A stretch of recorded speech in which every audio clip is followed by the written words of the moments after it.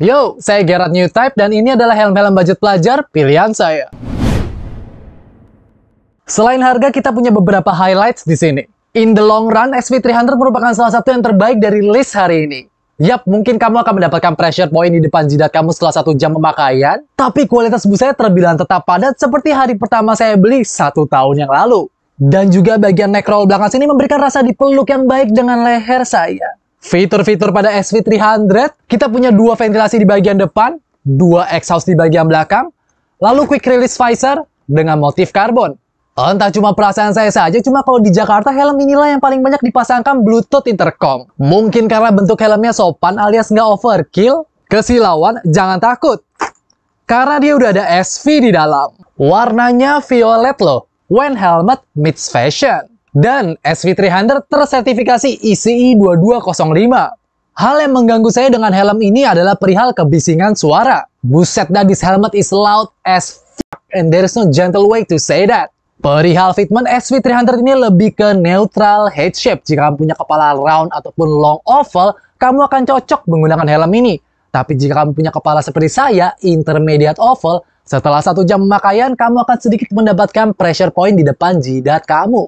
Untuk sebuah helm open face SV300 seharga 600.000, dia memberikan insane value of money karena kamu akan mendapatkan fitur yang berlimpah dan komplit untuk sebuah helm pertama. Selain itu, dia sudah mengantongi sertifikasi ECE. Plus, ada kebanggaan sendiri karena helm tersebut telah dipilih oleh Presiden kita, Bapak Jokowi. Now, saya memilih helm ini karena saya ingin membuktikan 2 poin. Helm full face 730.000 Zeus ZS 811 punya 2 fitur keamanan yang paling sering diabaikan. Hal yang paling jelas pertama adalah seberapa kontras helm ini. Yellow fluo atau kuning neon lah namanya. Saya selalu kagum bagaimana orang menghabiskan waktu berjam-jam dan jutaan rupiah mencoba menemukan helm sepeda motor yang paling aman, dan ternyata yang mereka pilih adalah helm warna hitam. Saya tahu hitam itu adalah warna yang keren banget, tapi jika keamanan adalah perhatian utama kamu, warna neon ini jauh lebih aman ketimbang fancy fiber ataupun homologasi FIM. Helm warna hitam punya kamu. Mereka itu reflektif, terang, dan tidak menyatu dengan jalan. That's why di channel ini saya lebih prefer dengan helm warna putih. Tentu saja buat orang yang sudah nonton channel ini tahu apa itu helm Zeus. Zeus aja lah ya.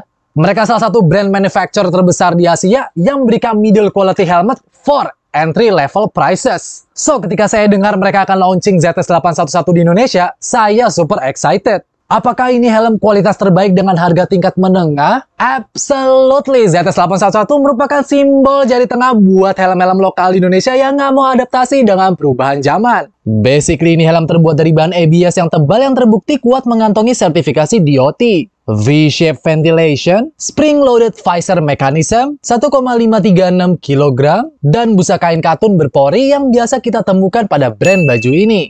Kita punya ventilasi yang baik di sini. 1 ventilasi di depan dagu, 2 di bagian atas, dan 2 exhaust. Dalam hal penglihatan pengendara, ada beberapa hal yang layak saya mention.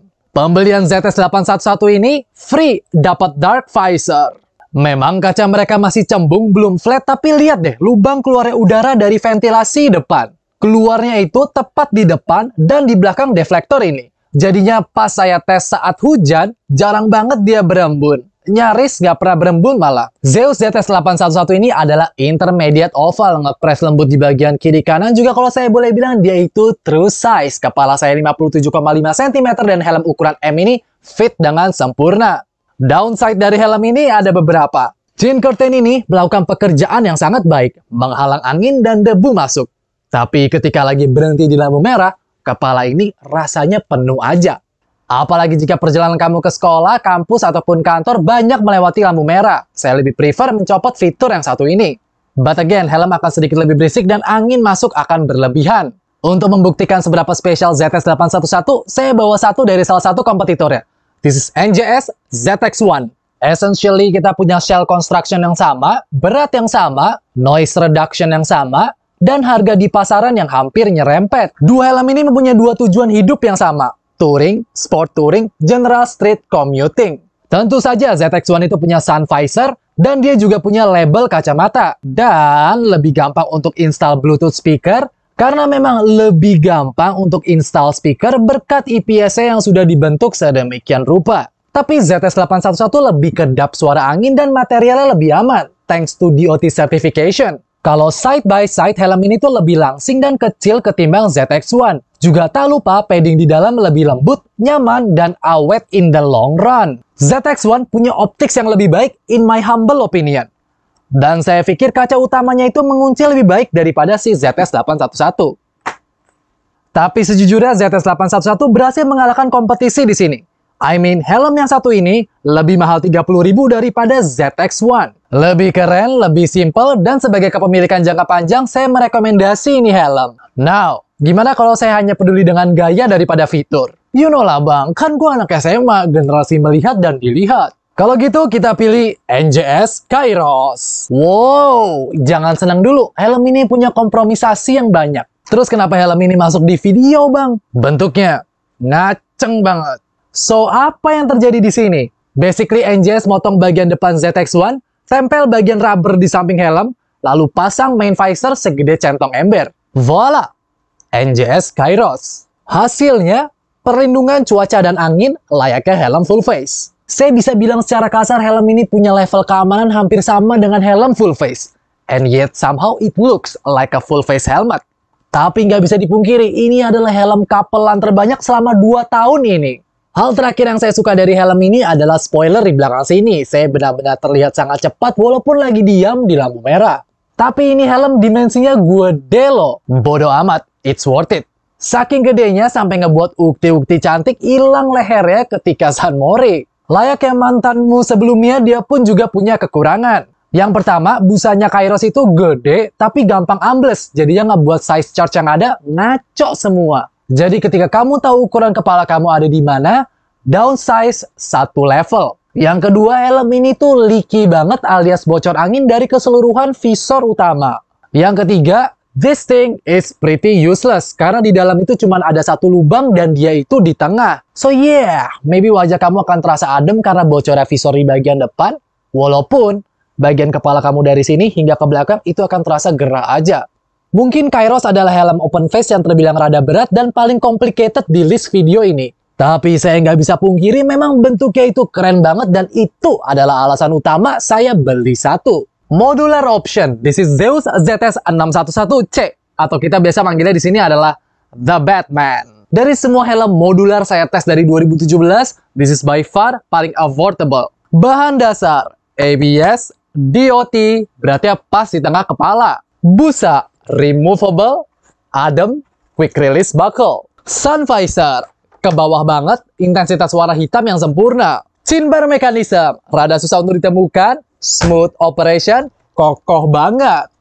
Poin yang terakhir itu ngebuat ZS611C ini lebih senyap. Itu adalah hal yang langka untuk sebuah helm modular yang murah.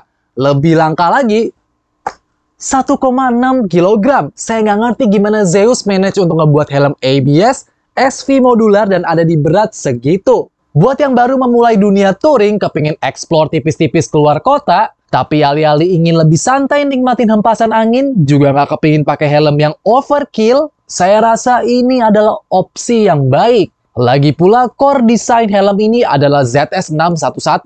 Salah satu helm open face favorit saya. Dan semua ini dengan humble 700.000, dimana di kelas yang sama import juga itu start di harga 2-3 juta. Tapi dengan harga yang murah pasti ada kekurangan. Chin bar support, gampang untuk dipasang, rada susah untuk dilepas. Nggak datang dengan pin lock visor, karena kita pasti akan menggunakan jarak jauh. Double meh. Dan bagian ventilasi di depan sini itu sedikit banget angin yang masuk, jadi ketika kita lagi berhenti di lampu merah, kaca pasti akan berembun. Triple meh. Saya tahu itu terdengar seperti banyak banget kekurangan, tapi untuk keunggulan utama seperti seberapa smooth dan gak ada suaranya ketika buka kaca, big screen sun visor, busa-busa yang awet, dan untuk sebuah helm modular dia ini terbilang ringan. Saya rasa saya nggak pernah ngeliat deh ada helm dengan fitur komplit seperti ini under 1 juta. Dan yes, ZS611C adalah intermediate offer. Saya belum lupa poin kenapa saya buat video ini. Now, saya memilih Kyoto sebelum kita menutup video kali ini karena helm tersebut berhasil menyelamatkan adik saya.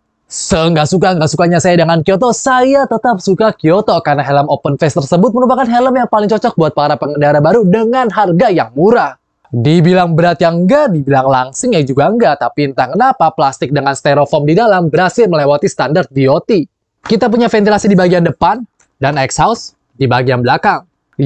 Kyoto emang helm open face yang sempurna, makanya para ngabers fanatik banget dari 2016. Bullshit. Untuk salah satu brand yang berada di atas puncak rantai makanan, finishing dari helm ini berhasil ngebuat saya kecewa. Sebagai contoh, saya ingat banget hari pertama itu tebal dan ngepres di kepala. Setelah 1 minggu, semua busa jadi super tipis banget. Kepala saya dengan busa dengan EPS ada kali cuma 1 mm. Masa iya zaman sekarang gak removable? Lihat lubang-lubang di dalam, jos par jos geng. Tapi angin yang masuk itu ultra minimum banget. Cetakan dengan helm adik saya rada berbeda ya. Lihat lubang anti-theft. Helm saya itu lubangnya tidak sempurna, jadi setengah lubangnya itu tertutup dengan struktur dalam helm. Sedangkan Kyoto adik saya ini lubang anti-theft-nya bolong dengan sempurna. Saya nggak ngerti deh kenapa helm ini tuh bisa jadi primadona banget. Yes, KYT Kyoto itu memang mirip dengan Shoei J-Crew 1, tapi tahukah Anda karena alasan tersebut helm ini nggak pernah muncul di official website KYT. Jadi kenapa Kyoto masuk di dalam list bang? Helmnya solid. Kacanya ini, sumpah saya suka banget dan kayaknya di pasaran cuma dia doang deh yang punya kaca setebal ini. Dan dia berhasil menyelamatkan wajah adik saya di 100 km per jam. 100 km per jam. Beruntungnya karena dia menggunakan material hard plastik DOT, helmnya ini nggak pecah ataupun retak. Cuma seperti ratchet dan EPS itu geser aja. Fungsi dan kualitasnya sudah turun dan sebijak-bijaknya harus ganti helm. Nonetheless, karena alasan itu dan cuma karena alasan itu, saya cukup merekomendasi ini helm. Solid, kaca tebal, dan lubang anti-theft. So, kita punya helm dengan fitting terbaik, desain terbaik, paling aman, best value for money, paling murah. Mau touring, mau gaya, mau berkendara cepat dengan aman. As always, semua produk bisa dibeli lewat links yang ada di bawah. Thank you guys very much for watching.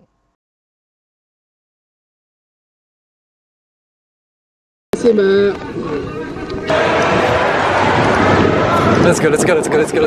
go.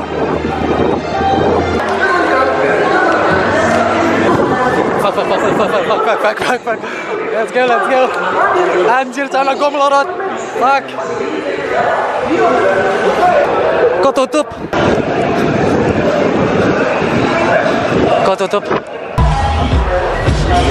Mbak, Mas, R2R putih M.